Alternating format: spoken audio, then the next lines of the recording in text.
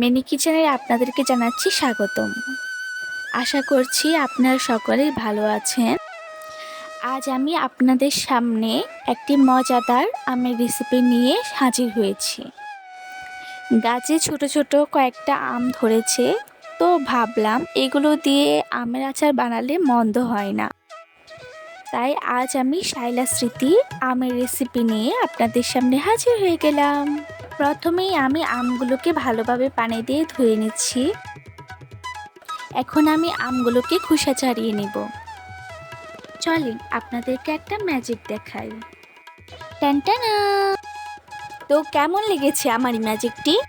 তো যাই হোক, এখন আমি আমগুলোকে লম্বালম্বিভাবে স্লাইস করে নেব। আপনারা দেখতেই পাচ্ছেন আমি কিভাবে করছি।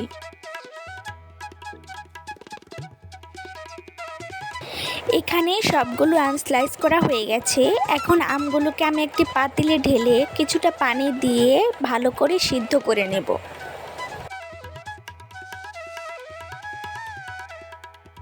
তো ভিউয়ার্স, দেখতেই পাচ্ছেন আমার আমগুলো সিদ্ধ হয়ে গেছে।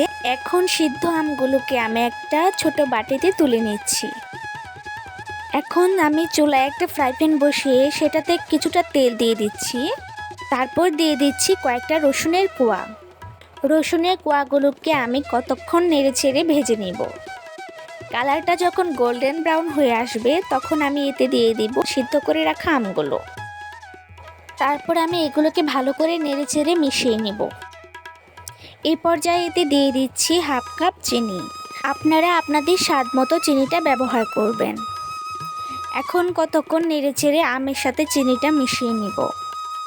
এখন দিয়ে দিব কিছুটা মরিচের গুঁড়ো, কিছুটা হলুদের গুঁড়ো, স্বাদ মতো লবণ আর কিছুটা জিরের গুঁড়ো। এখন সব উপকরণকে একসাথে মিক্সড করে নেব। এইদিকে আমের আচারটা হতে থাকুক, সেই ফাঁকে আমার ভিউয়ার্সদের কাছে আমার একটা অনুরোধ, যারা ইউটিউব থেকে ভিডিওটি দেখছেন তারা প্লিজ একটা সাবস্ক্রাইব করে দিবেন, আর যারা ফেসবুক থেকে ভিডিওটি দেখছেন তারা ফলো দিয়ে পাশেই থাকবেন। তো ভিউয়ার্স, আপনারা দেখতে পাচ্ছেন আমার আমের আচারটা হয়ে গেছে। এখন আমি আচারগুলোকে একটা ছোট্ট পাত্রে তুলে নিচ্ছি।